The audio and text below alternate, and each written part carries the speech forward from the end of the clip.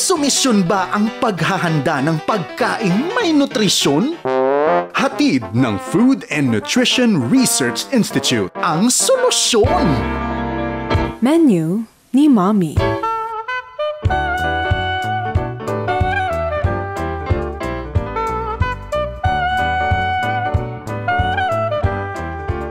So, ang pag-uusapan po natin sa araw na to ay ang tungkol sa mga pansit o noodles at mga sustansyang makukuha natin dito.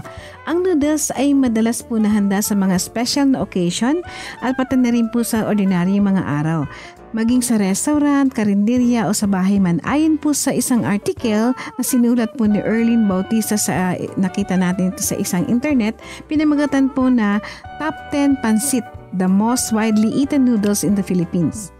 Sinasabi niya po dito na ang pansit daw ay dinala ng mga Chinese sa Pilipinas sa pamamagitan po ng kalakalan o commerce. Bago po man tayo sinakop ng mga dayuhan, dagdag pa ng sinasabi doon sa article. Ano po? Mula noon, ang pansit ay nagkaroon ng samut-saring mga klase sa iba't ibang region ng ating bansa. Maging ang paniniwala ng mga Chinese na ang pansit ay simbolo ng mahabang buhay, na sinasabi natin na wag daw puputulin ang pansit kung po pwede lang pag nagluluto kasi ito nga ay pininiwalaan na nakakadagdag po ng ating buhay o pangpahaba ng buhay. Ilan lamang sa mga popular na klase ng noodles na ating inihahanda lalo na sa mga special occasion ay yung spaghetti, pansit canton, sotanghon at pihon. Ayon po sa aming leaflet na ginawa ng Food and Nutrition Research Institute, ang noodles po ay mayaman sa carbohydrates na pinagkukunan ng lakas ng ating katawan o ng energy para po mabuo natin yung ating trabaho sa loob ng isang araw. No? Ito ay para makatagal tayo sa ating mga gawain. Depende po sa klase ng luto at sahog ng noodles, ito ay maaaring magtaglay din ng protein mula po sa karne, isda, itlog, gatas o butong gulay. Ang protina po ang nagbubuo at nag-aayos ng ating mga muscles o kalamnan. Ito rin ay nagpapatibay sa ating resistensya laban po sa sakit at infection. Ang noodles madalas po na sinasahugan ng mga gulay tulad na lang po ng repolyo, carrots o kaya naman mga beans or ito po ay pinagkukuha na natin ng vitamins, minerals at dietary fiber o yung tinatawag natin na hibla. Ang mga vitamins ay nagsasaayos sa mga proseso ng ating katawan o bodily processes, habang ang mga mineral naman ay tumutulong dito pati na po sa pag-maintain ng ating katawan, particular na po sa pagbuo ng ating kalamnan, kasama na rin po dito ang mga buto, ngipin at yung sa dugo natin. So ang dietary fiber po o ang hibla ay tumutulong sa normal na pagdumi at pagpapababa ng cholesterol sa dugo. Kaya tuwing pupunta po tayo sa palengke o grocery o sari-sari store, subukan natin bumili ng noodles at pag-aralang lutuin ang samut-saring putahe na pwedeng gawin mula sa mga ito. Isa na rito po ang naiibang spaghetti with white sauce na hango sa menu guide calendar ng aming opisina or ng FNRI. Gusto niyo po ba malaman yung recipe? Okay, mainam ito po para sa mga special na occasion gaya na lang ng birthdays, anniversary, graduation, fiesta at importante yung Pasko at Bagong Taon na maaaring ditong gawin sa isang ordinaryong araw kung ayaw niya, halimbawa Thanksgiving o kaya naman anything na pwedeng i-celebrate. So ito po ang ating recipe ngayon. Kumuha po tayo ng ballpen at papel, no? So spaghetti with white sauce. So, kailangan natin ng isang pakete na 400 grams sa spaghetti noodles. Lutuin na natin ito, di ba po, wag natin masyadong labsakin. So, yung tinatawag na al dente, yung katamtaman lang.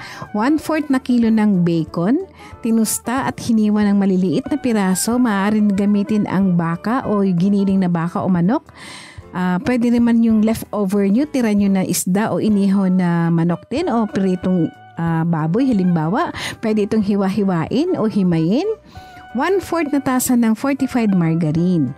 Isang kutsara, pwede rin palang gumamit po ng butter, no? Pero mas mahal kasi yun, ano?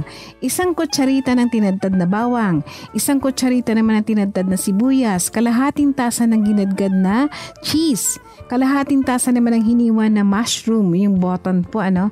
Kalahating tasa ng tinadtad na celery o kinchay, kalahating tasa naman ng tinadtad na bell pepper, isang pakete naman ng all-purpose cream, isang maliit na lata ng gatas evaporada, 1/4 na kutsarita ng iodized salt, and then 3/4 ng kutsarita ng giniling na itim na paminta o yung tinatawag natin na ground pepper, black pepper.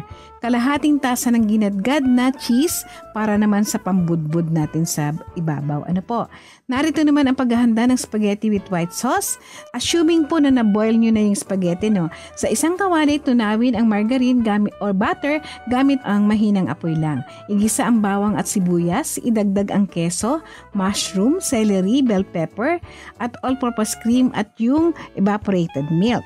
Ayan, pagkatapos po niyan, haluing mabuti para po di masunog.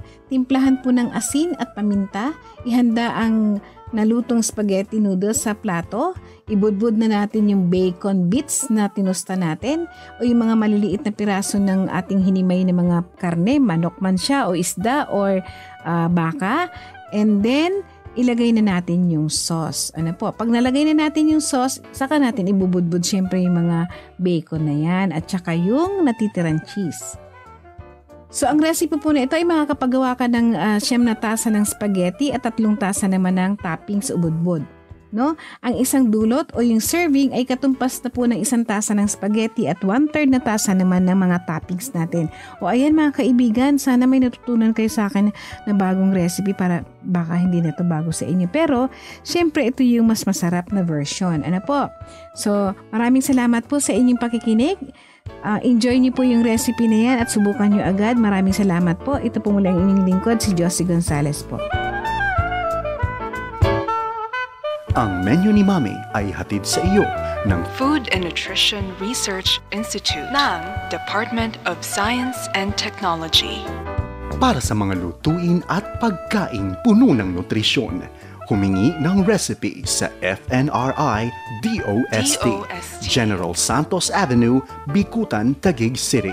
O tumawag sa bilang 02-837-2071. Local 2287 o mag-email sa mvc@fnri.dost.gov.ph. Menu ni Mommy.